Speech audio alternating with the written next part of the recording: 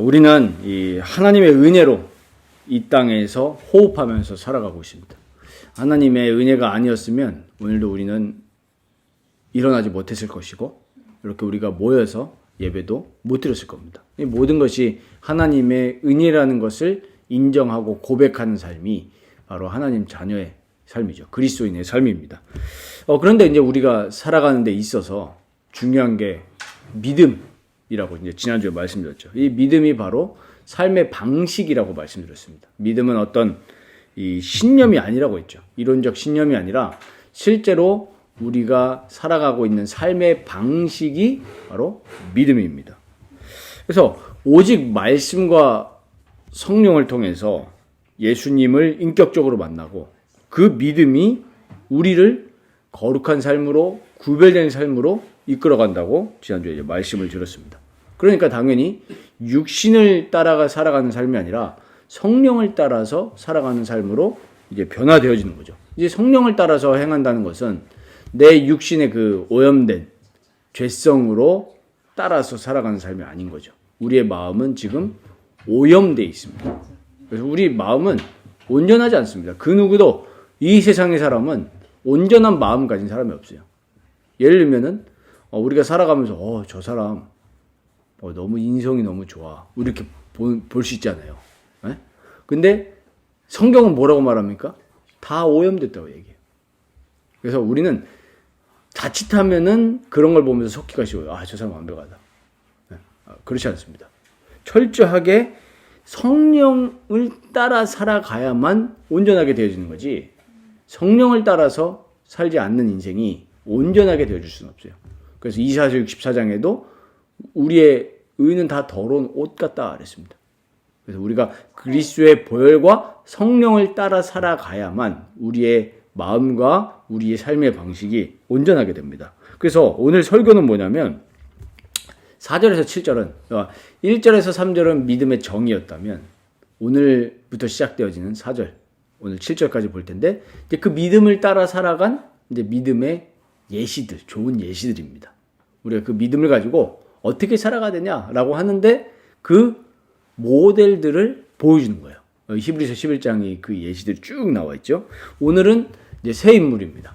아벨과 에녹과 노아. 이 인물들을 보면서 우리가 구원받은 의인이 어떻게 살아가야 되는지 잘 살펴보시고 어떻게 보면은 우리가 진짜 말씀을 우리가 제대로 요 속으로 들어가게 된다면 우리가 지금까지 믿었던 믿음이 리셋될 수도 있습니다. 저는 요새 좀 뭐랄까 혼돈스러운 건 아닌데 내가 너무 잘못 믿고 오해했던 부분들이 많구나라는 부분들이 이제 좀 느껴져요. 그래서 우리가 이 말씀 속으로 들어가면서 우리의 믿음을 새롭게 하시고 또 우리가 강화시켜야 될 부분들은 더 강화하고 우리 돌아보는 시간이 되시길 바랍니다. 그래서 오늘 첫 번째로 이 참된 믿음은 반드시 우리의 삶과 행동으로 나타나게 되어 있습니다. 이 단순한 신조와 신념으로 끝나지 않아요. 자, 예를 들면 모순이 많잖아요. 예를 들면은 저기 우리 위쪽 동네 있잖아요. 네, 위쪽 동네 뭐 어디라고 굳이 얘기할 필요 없이 다 알지만은 실제로는 우상숭배 국가라는 게 맞는 것이, 그렇게 이 원래 사회주의라는 거 제가 다 알지는 못하지만 사회주의는 그 공산 체제라는 것이 모든 사람들이 다 재물 이게 이 평등한 공평하게 나눠 갖고 해야 되는데 실제로 공평합니까? 아니죠. 소수의 기득권만 다 갖고 있잖아요. 불쌍한 주민들은 진짜 아사하고 있잖아요. 그러면은 실제로는 말은 그렇게 하는 거죠. 말은 막 유토피아, 모든 사람들이 공통되게 다 평범, 그게 아니라니까요. 실제로는 그 사람들 뭘 믿고 있는 거예요? 지도층은 돈을 믿고 있는 거예요, 결국. 그러니까 본인들이 그렇게 살아가잖아요. 그렇죠? 결국에는 이 믿음은 우리의 삶과 행동으로 나타나는 거예요. 그러니까 저 위에 민주주의 인민공화국이 실제로는 그 어떤 유토피아 그런 사상을 믿는 것이 아니라 실제로는 자기 명예와 자기 부와 육신의 배부름을 실제로 믿고 있는 거예요. 실제로는. 그래서 뭐 핵무기도 막 쏴다니는데요. 실제로는 뭘 위한 거예요? 자기를 위한 거예요, 결국에. 그 깊은 속까지는 우리가 다 판단할 수 없겠지만 실제로는 자기의 안위를 위해서 모든 것을 이용하고 있는 겁니다. 그러면 오늘 아벨을 보시면서 아벨의 지금 중요한 키워드가 뭐가 나오냐면 더 나은 제사 이렇게 나옵니다. 근데 더 나은 제사를 어떻게 드렸다 그랬죠? 믿음으로 그랬어요. 영어 성경에 보면 by faith라고 나옵니다. 믿음으로. 하나님을 믿기 때문에 더 나은 제사를 하나님께 드린 겁니다. 믿기 때문에. 이 예물에 대해서도 증거하고 있다 그랬는데 이 예물에 대해서 많은 이제 기독교인들이 오해가 많습니다. 예를 들면은 피제사를 드렸기 때문에 하나님 받으신 것이다. 가인은 피제사가 아니라 곡물을 드렸기 때문에 뭘 몰랐다? 그리스도의 보혈을 몰랐다. 이렇게 얘기하는데 그것은 조금 우리가 성경을 해석하는 데 있어서 조금 오해가 있는 부분들이 많습니다. 가인은 땅의 소산을 드렸죠. 그리고 아벨은 양의 이 첫 새끼를, 자기가 기르고 있는 첫 새끼를 드렸습니다. 피제사였기 때문에 하나님 받았다라기보다는 레위기서 보면은 곡식으로 드리는 제사도 있거든요. 하나님께. 그러니까 뭘 말하는 거냐면은 가인은 그냥 형식적으로 드린 거예요. 그냥 내가 일을 하면서 그냥 드린 거고 아벨은 자기 첫 새끼라고 했습니다. 그럼 여기서 의미하고 있는 게 뭐냐면 그 아벨이 하나님을 향한 전심과 신실한 태도를 하나님 받으신 거예요. 그러니까 행위가 아니라 뭐예요? 우리의 마음과 뜻과 힘을 다해서 하나님을 섬겨야 된다라는 거죠. 그래서 우리가 이 예배를 통해서 뭘 볼 수 있냐 하니까 하나님은 우리의 예배 행위를 받으시는 게 아니라 진짜 믿음으로 구원받은 하나님의 사람은 내 마음을 들여서 하나님께 예배 드리는 것을 하나님은 원하시고 받으신다는 거예요. 그러니까 우리가 이 행위를 하나님 보시는 게 아니라는 걸 우리는 이 지금 장면을 통해서 잘 알아야 됩니다. 가인도 예배 드렸다니까요. 이 예물에 있다라는 것은 그 마음을 받으시는 겁니다. 그리고 두 번째로 이제 에녹이 나오죠. 에녹의 중요한 키워드가 우리가 잘 알죠. 이 장면을 너무 잘 아는데 사실 에녹에 대해서 성경이 많은 장과 절을 통해서 할애하진 않습니다. 진짜 얼마 없어요. 진짜 몇 절 안 되죠. 창세기에도 뭐 한두 절이죠. 오늘 여기 한두 절. 그런데 이 하나님과 동행했다라는 게 중요한 키워드입니다. 동행. 그런데 이 동행이라는 키워드가 왜 중요한지 우리가 그 배경을 보면은 알 수 있는데 당시 에녹이 살았던 환경을 보면은 이제 가인의 7대 손 라멕이라는 인물이 나옵니다. 창세기 4장 23절 24절 나오죠. 근데 그 당시에 이 지금 에녹과 라멕이 살고 있었던 당시의 환경이 어땠냐면은 이제 유다서 1장 14절 15절에 나옵니다. 뭐라고 나오냐면 아담의 7대 손 에녹이 이 사람들에 대하여도 예언하여 이르되 보라 주께서 그 수만의 거룩한 자와 함께 임하셨나니 이는 뭇사람을 심판하사 모든 경건하지 않은 자가 경건하지 않게 행한 모든 경건하지 않은 일과 경건하지 않은 죄인들이 주를 거슬러 한 모든 완악한 말로 말미암아 그들을 정죄하려 하심이라 하였니라 그랬어요. 이미 그 당시에 아담의 7대 손이에요. 뭐 그렇게 이 세월이 길지가 않은 거예요. 7대 손밖에 안 됐어요. 뭐 우리가 대략적으로 계속 해봐야 뭐 몇백 년밖에 안 되는 거예요.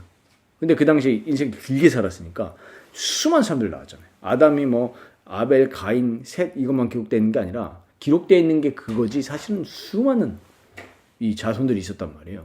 그러니까 실제로는 텀이 그렇게 안 길지도 몰라요. 7대 손이라고 해봐요. 근데 더 우리가 이 조사를 공부해야 되겠지만 그렇게 길지 않아요. 근데 그 당시에 이미 경건하지 않은 환경이 펼쳐져 있었다는 걸 알아야 됩니다.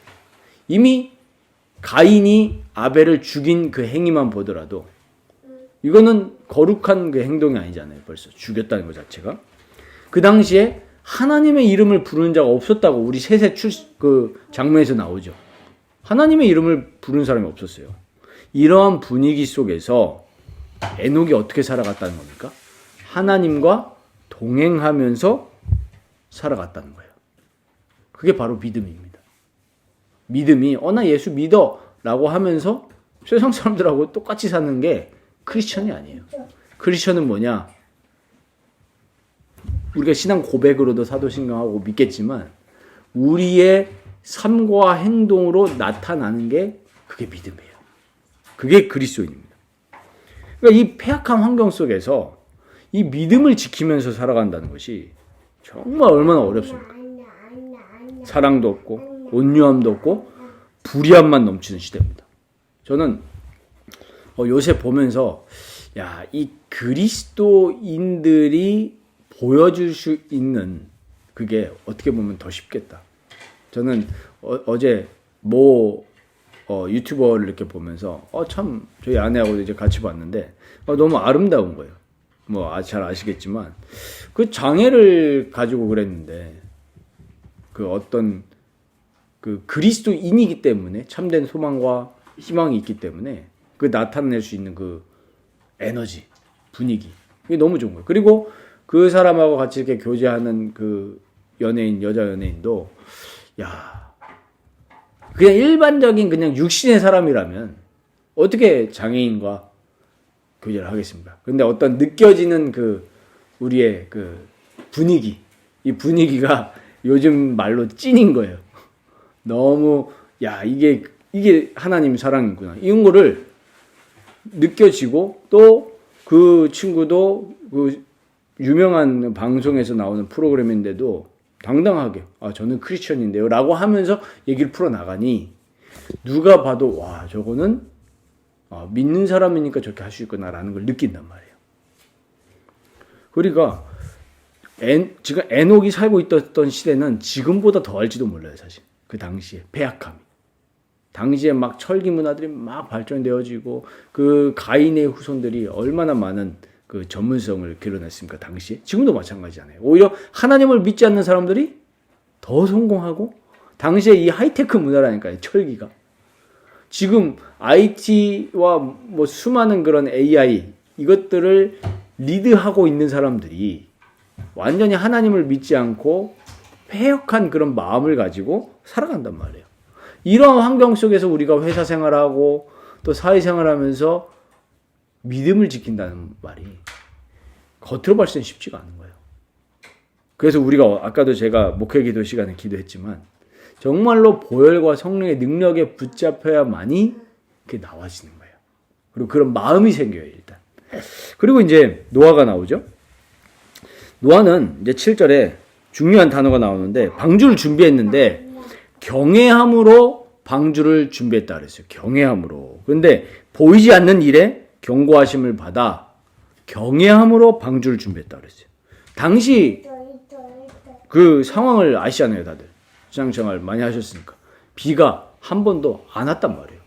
그런데 하나님께서는 홍수를 예고하시고 방주를 만들라고 그랬어요.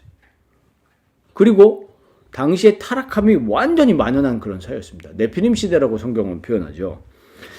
어찌 보면은 지금 우리가 살아가는 시대가 노아 할아버지 시대보다 타락이 오히려 덜 할 수도 있어요. 왜냐면 그때는 타락이 완전히 끝에 이르러서 심판에 이르렀잖아요. 홍수 심판. 이 대대적이 없는 심판이 없는 걸 보면 우리가 오히려 노아 시대보다 덜 할 수도 있다고 생각할 수 있을 만큼 이 당시에 타락이 극에 달했는데 이때에도 노아는 하나님을 경외함으로 방주를 준비했습니다. 노아는 정말 믿음의 눈으로 하나님을 바라본 거죠. 그래서 우리도 어떻게 기도해야 되겠습니까? 정말로 하나님을 두려워하지 않는 시대잖아요. 그러니까 함부로 살아가는 거거든요. 우리가 사회의 타락상을 볼 때 제일 사회가 타락했구나라는 거를 바라볼 수 있는 게 어딘 줄 아십니까? 정치계도 아니에요. 운동, 스포츠, 언론, 문학계 이게 아닙니다.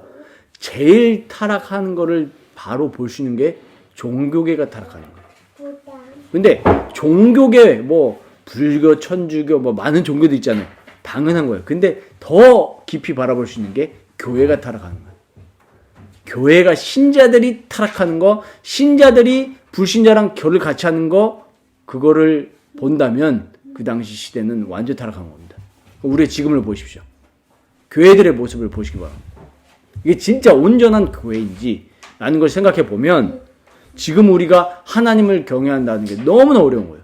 교회 안에서도 타락이 너무 만연하니까 교회 안에서조차도 세상 문화처럼 어울리지 않으면 교인들이 교인들을 보고 이상하다고 평가를 한단 말이에요.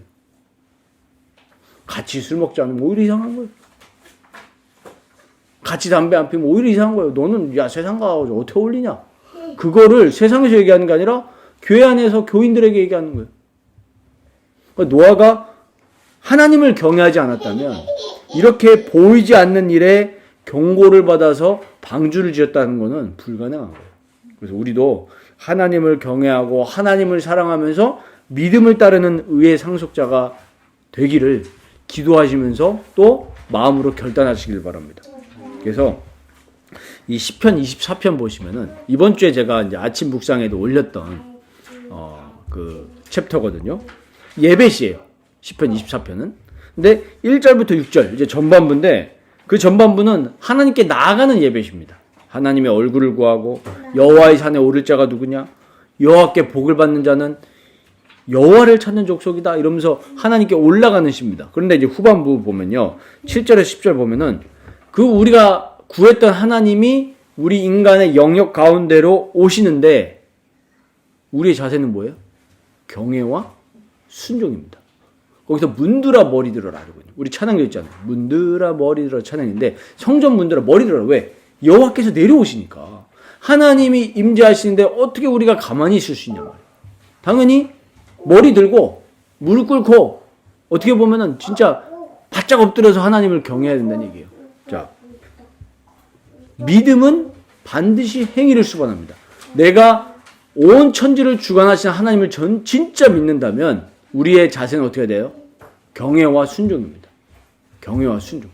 하나님이 임재하시는 것은 수많은 교인들을 구합니다. 하나님 우리 교회에 임재하여 주옵소서.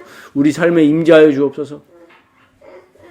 그런데 제가 이걸 묵상하다가 딱 마음속에 걸린 포인트가 있어요. 임재는 구해요. 아, 우리 임재하여 주옵소서 이러는데 저한테 오는 질문. 그래, 하나님 임재하셨어.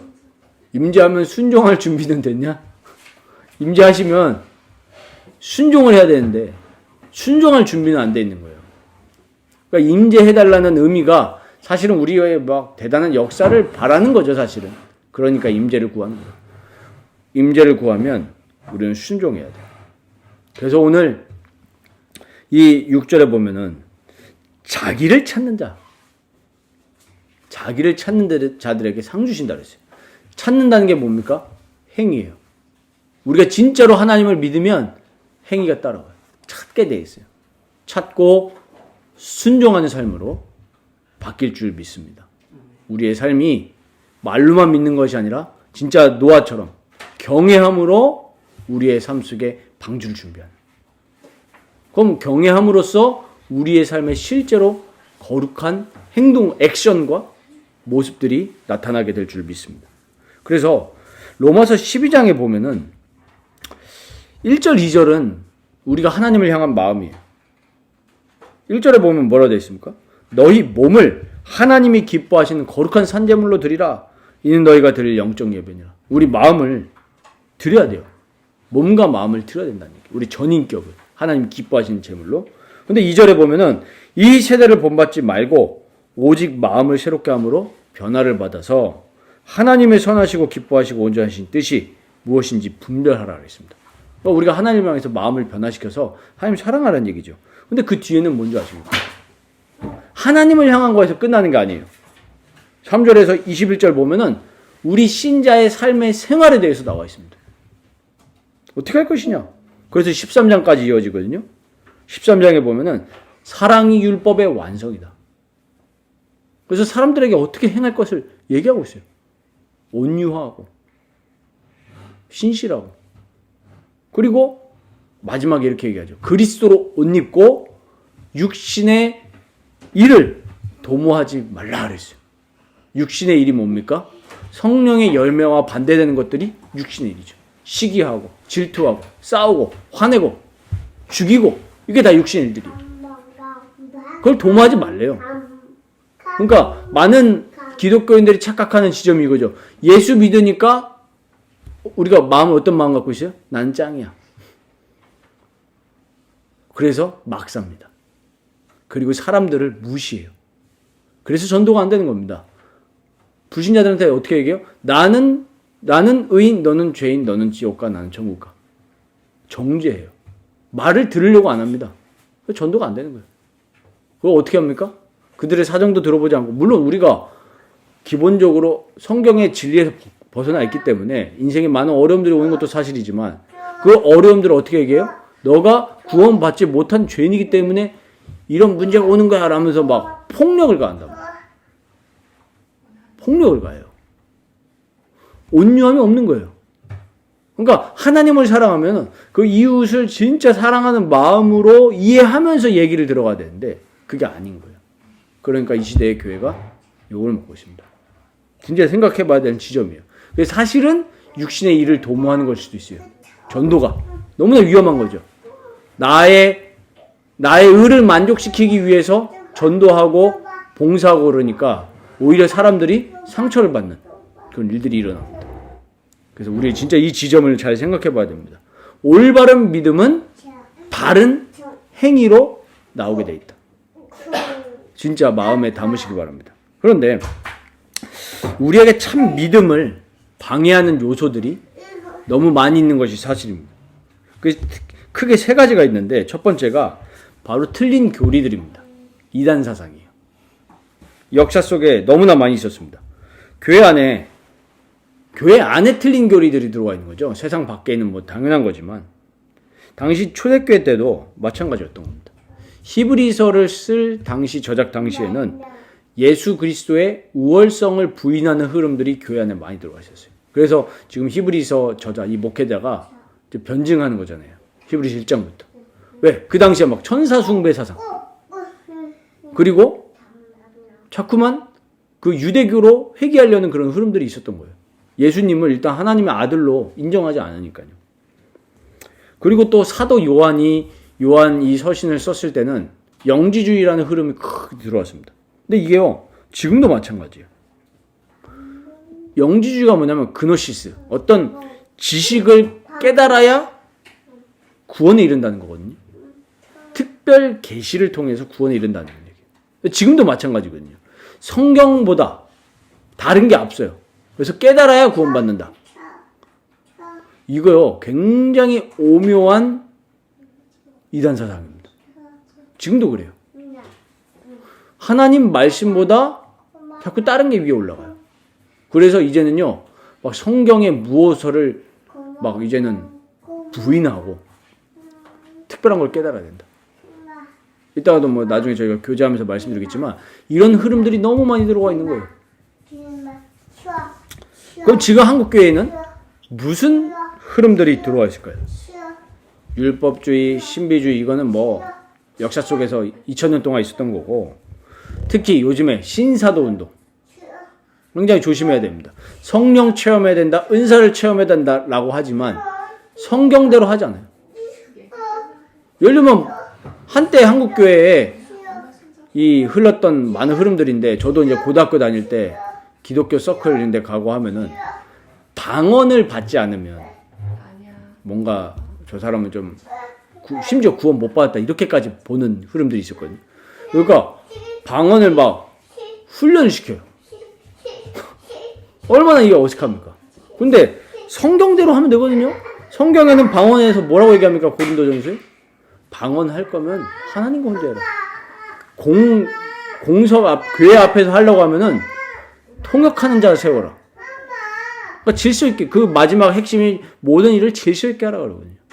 근데 이 신사도 운동의 흐름이 뭡니까? 교회의 질서를 흐트려 버려요. 그래서 방언 받은 사람이 더 권위 있는 막 그런 포지션에 있다거나 완전 질서를 흐트려 버리는 거죠.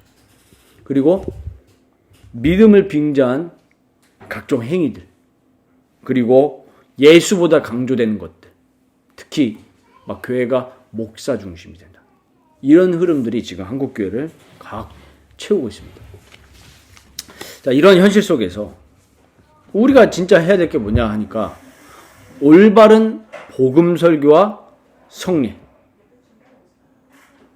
세례와 성찬이죠. 그리고 성령 안에서 성도와 교제하는 것. 이것이 우리에게 너무나 지금 필요한 겁니다. 올바른 믿음이 세워져 나가려면 반드시 올바른 복음 설교와 성례와 그 다음에 성령 안에서 성도 간의 교제가 이루어져야 될 줄 믿습니다. 이 세 가지가 반드시 회복돼야 돼요. 그리고 우리의 믿음에 이 방해하는 두 번째 요소들이 바로 이제 삶의 환경이죠. 우리 삶의 환경이 만만치가 않습니다. 일단 삶의 무게가 어마어마하게 무겁죠. 그러니까 우리가 이 신자들이 실수하는 것 중에 하나가 그냥 무조건 내 옆에 있는 사람들한테 야, 염려하지 말라고 그랬어, 하나님이. 염려하지 마. 그래서 염려하는 사람들을 믿음 없는 사람 취급하면서 정죄하죠. 이렇게 외치기가 쉽지가 않은 거예요. 분명히 사회 구조적인 문제들이 분명히 있는 것도 사실이죠. 이러한 환경 속에서 우리가 예수를 온전히 믿는 것을, 그 신앙을 지켜나가는 것이 정말 사실은 쉽지 않습니다. 정말 쉽지 않아요. 죄악이 관영한 이런 사회 속에서 하나님을 사랑하는 것보다 나를 사랑하는 것이 당연시된 사회에서 이 믿음을 지켜나간다는 게 정말 쉽지는 않은 거예요. 그리고 이제 또 세 번째 요소가 뭐냐면 환경도 있지만 결국에는 궁극적으로 뭐냐 하니까 내 자신이에요. 죄성이죠. 그리스도 안에서 나오는 그 말로 형용할 수 없는 은혜와 하나님의 영광을 맛보는 것보다 우리의 본성은 더 뭘 사랑하냐면 죄와 탐욕을 더 사랑해요. 안타깝지만 우리 이거를 인정하고 들어가야 됩니다. 죄와 탐욕을 더 사랑한다니까요. 그러니까 우리가 죄의 본성이 너무나 끔찍하구나. 이것을 우리가 깨달아야 됩니다. 더 은혜를 우리가 그리스도 안에 있는 순전한 은혜를 누리면 누릴수록 나의 죄성의 끔찍함을 우리는 더 발견하게 될 겁니다. 이게 정상이에요. 오히려 그러니까 은혜가 있는 곳에 죄가 있는 곳에 은혜가 넘친다라는 말을 오해해가지고 일부러 죄 짓고 은혜를 구하는 이상한 무리들이 있는데 그게 그 의미가 아니잖아요. 우리가 그리스도의 은혜를 더 맛보면 맛볼수록 죄가 끔찍해요. 자, 그러면 이렇게 우리의 믿음을 위협하는 요소들이 너무나 많은데 그럼 우리 이제 어떻게 살아야겠냐? 믿음의 주이신 예수를 바라보는 것밖에는 답이 없습니다. 내가 믿음을 지켜야 되겠다 막 애쓰고 해도 안 지켜져요. 믿음의 주이신 예수를 바라보시기 바랍니다. 그래서 히브리서 12장에 그걸 얘기하는 거죠. 11장에 이렇게 다 얘기해 놓고 12장 1절에 그 얘기를 하는 겁니다. 우리의 믿음의 주요 우리를 온전하게 하시는 예수를 바라보라. 그게 12장이에요. 11장에 쫙 얘기해 놓잖아요. 믿음의 예시들을. 그러니까 우리도 이렇게 믿음의 모범, 우리 신앙의 선배들처럼 살기 위해서 믿음의 주요 우리를 온전하게 하시는 예수를 바라보라. 영어 성경 뭐라고 되는지 아십니까? Looking to Jesus 이러면서요. The founder and perfecter라고 했어요. perfecter. 그리고 우리의 our face를 founder perfecter. 세우시고 우리를 완전하게 만들어 가신다는 거예요. 누가요? Jesus. 예수님이. 그러니까 예수 바라봐라. 그래서 우리는 무슨 훈련을 해야 되겠냐 하니까 모든 상황 속에서 예수님을 바라보고 예수를 누리고 예수를 닮아가는 경건의 훈련을 해야 되는 거예요. 경건이 뭡니까? 예수 바라보고 예수 닮아가는 게 경건이에요. 다른 거, 막 담배 안 피고 그게 경건이 아니라니까요. 사람들이 본질적으로 못 들어가요. 담배 안 피는 게 경건이 아니라 담배를 그거 핀다는 게 뭡니까? 결국에 내가 지금 천만족이 없으니까 피는 거잖아요. 안 피는 게 중요한 게 아니라 그리스도로 들어가야 돼요. 그리스도. 우리가 사순절 같은 건 안 지켜도 되거든요.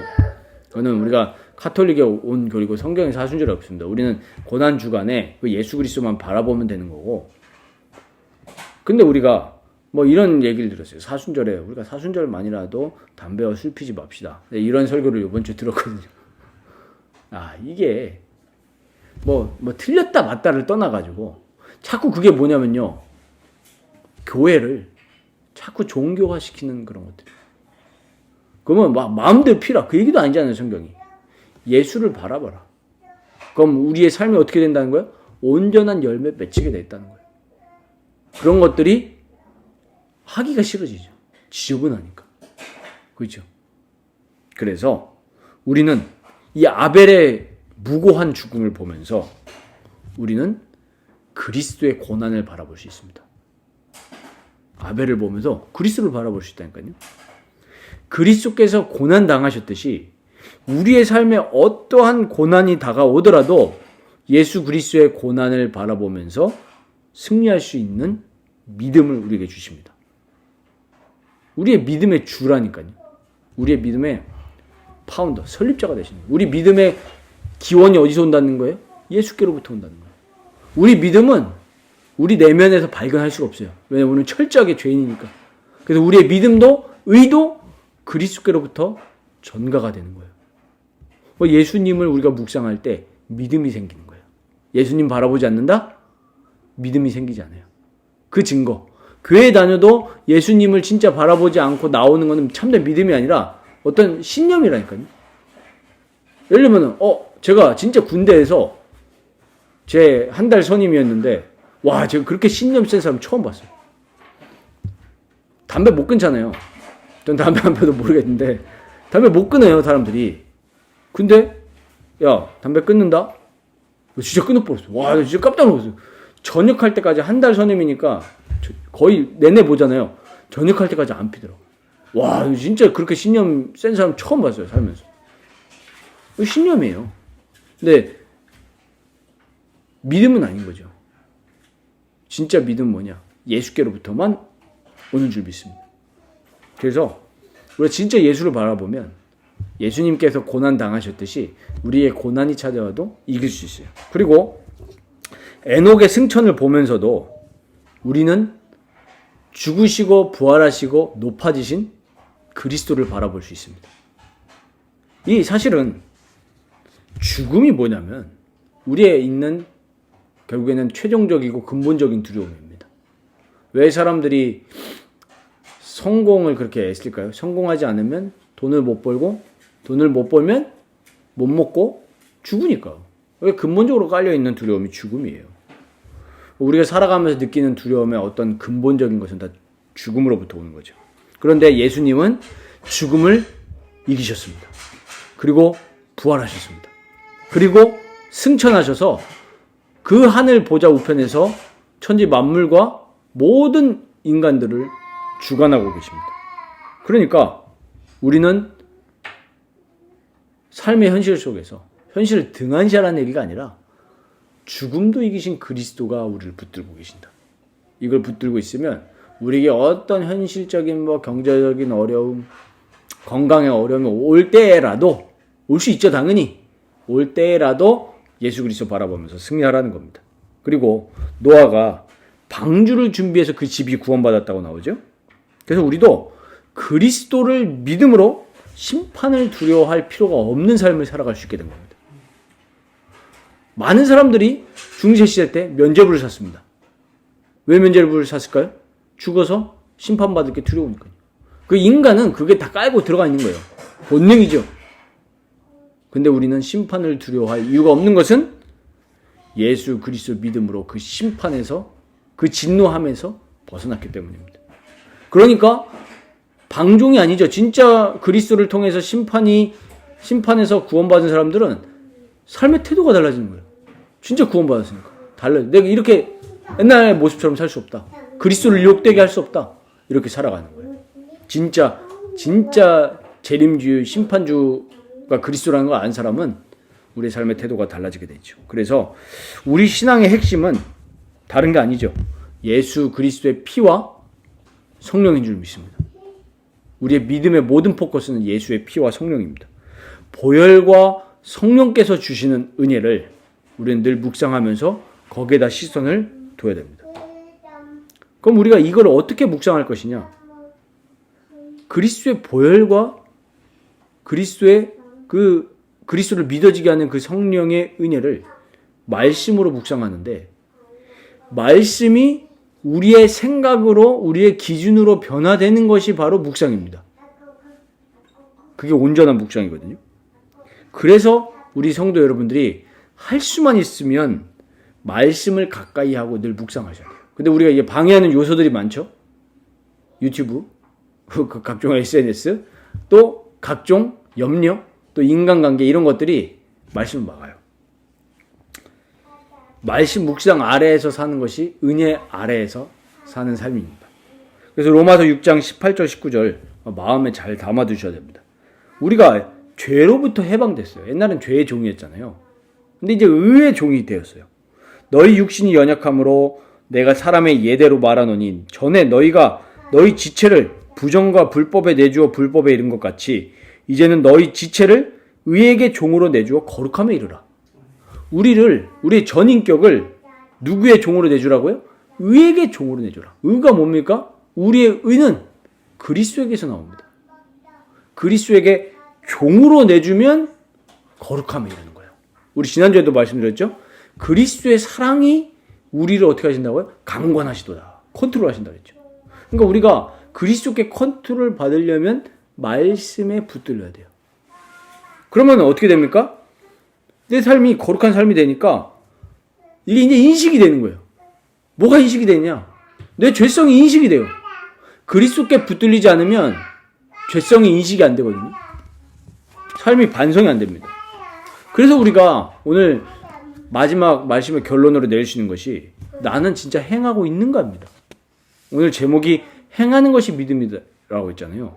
우리가 진짜 믿으면 온전한 행함이 나오게 돼 있어요.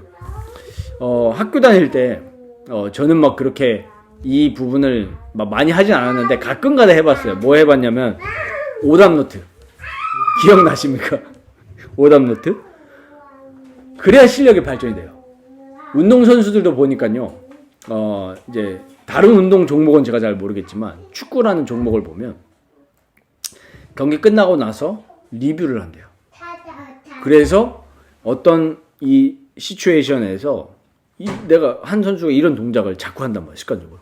그러면 거기에 이제 허점이 생겨서 예를 들면 수비가 뚫린다거나 이러면 그 수비수는 그 장면을 비디오로 보면서 자꾸 이제 뭐 하는 거죠? 이미지 트레이닝 하는 거예요. 그래서 그걸 보완해 나갑니다. 자, 이 얘기를 제가 왜 말씀드리냐면은 우리의 죄를 일부러 내가 오늘 돌이키면서 내가 무슨 죄를 지었나? 계속 이렇게 리뷰하라는 얘기는 아닙니다. 그런데 우리가 성령으로 충만하게 되면 어떤 게 발견이 되어지냐? 내 안에 있는 죄성이 발견되어져요. 그러니까 말씀드렸죠? 일부러 찾으라는 얘기는 아닙니다. 그런데 성령으로 충만하게 되면 내가 이 부분에 계속 걸려 넘어져서 온전한 믿음의 삶으로 나가지 못한다는 것이 발견이 되거든요. 그러니까 성령께서 깨닫게 하시는 거죠. 이런 부분들을 보면서 어느 결론으로 이르는 거죠? 이건 내 힘으로 절대 해결 안 된다. 그래서 그리스도를 믿음의 주요 우리 온전하게 하신다 그랬죠? 그 예수님을 바라보게 되고 그리스도께 순종하는 기도와 결단을 하게 됩니다. 저도 이번 주간에 되돌아봤거든요. 옛날에는 그런 생각을 못했어요. 근데 말을 해놓고 제가 뭘 느꼈냐면은 이거는 내 교만을 나타낸 말이구나 라는 게 그 즉시에도 떠올랐는데 은혜죠. 근데 다음날 이제 새벽에 일어나가지고 이제 이 알바를 가려고 일어났는데 갑자기 그 생각이 나는 거예요. 내 의와 내 교만을 은연중에 드러내는 그런 것도 있잖아요. 하지 말아야 되겠구나. 이런 거를 깨달음을 주시더라고요. 그리스도만 높여야 되겠구나. 그러니까 이게 성령께서 발견하게 하셔요. 그래서 내가 이거를 막 억지로 안 해야지 그게 아니라니까요. 성령의 은혜 속에 더 참여하고 싶고 그리스도의 영광에 참여하고 싶은 마음으로 변화돼서 이겨나가는 거예요. 이게 말 그대로 종교와 복음의 차이죠. 이렇게 되면은 그런 모습들을 이루었을 때 나를 드러낼 수가 없죠. 왜요? 내가 한 게 아니라는 걸 알기 때문에. 그리스도의 의와 그리스도의 거룩함이 나를 변화시켰다는 것을 인정할 수밖에 없는 거죠. 이게 무슨 상태입니까? 마태복음 5장에 주님이 산상수훈에서 얘기하시는 의에 줄이고 목마른 자입니다. 의에 줄이고 목마른 자에게 무슨 복을 말씀하셨죠? 그들이 배부를 것이다. 그랬어요. 우리가 그리스도로 충만하지 않으면 사람은 어쩔 수 없이 영적으로 배고프게 돼 있고 공허하게 돼 있습니다. 많은 말을 교회에 와서 교제도 하고 헌신도 하고 예배도 드리는데 채워지지 않아요. 왜요? 그리스도로 채워지지 않기 때문에. 그리스도의 의와 거룩함으로 나를 채우시기 바랍니다. 그래서 죄성에 충만해서 참된 믿음의 삶을 살아가지 못하는 그 상태는 사실상 영적으로 성인병에 걸린 상태입니다. 살아있으나 계속 죽어가는 거예요. 그래서 성령 충만, 이게 바로 예수로 충만한 삶이고 말씀으로 충만한 삶인 줄 믿습니다. 그래서 하루의 삶을 우리가 돌아보시면서 내가 정말로 하나님 말씀과 그 그리스도의 가르침에 내가 맞고 살고, 내가 그 가르침에 맞게 살고 있는가 점검해 봐야 돼요. 이 후속 조치가 중요하거든요. 내가 열심히 고쳐봐야 되겠다가 아니라 그리스도의 보혈이 나를 변화시키시도록, 하나님의 말씀이 나의 생각과 지정의를 사로잡도록 우리는 그렇게 기도해야 됩니다. 그게 묵상과 기도입니다. 이거를 우리가 두리뭉실하게 하지 마시고 사실적으로 하시면 됩니다. 아, 하나님, 나는 자꾸 이런 이 죄 때문에 그리스도를 바라보지 못하고 그리스도의 영광에 참여하지 못하고 자꾸 땅의 것에 내가 매입니다. 하나님, 이거를 그리스도의 보혈로 변화시켜 주시옵소서. 성령의 능력으로 나를 변화시켜 주셔서 나를 드러내지 않고 오직 그리스도의 영광만 높이는 하나님 자녀의 거룩한 삶이 되게 하옵소서. 그렇게 기도하면서 오늘 봤던 아벨, 에녹, 노아와 같이 하나님을 경외함으로, 하나님을 순종함으로 살아가시는 우리 귀한 라이프교회 성도들 되시기를 주의 이름으로 축복합니다.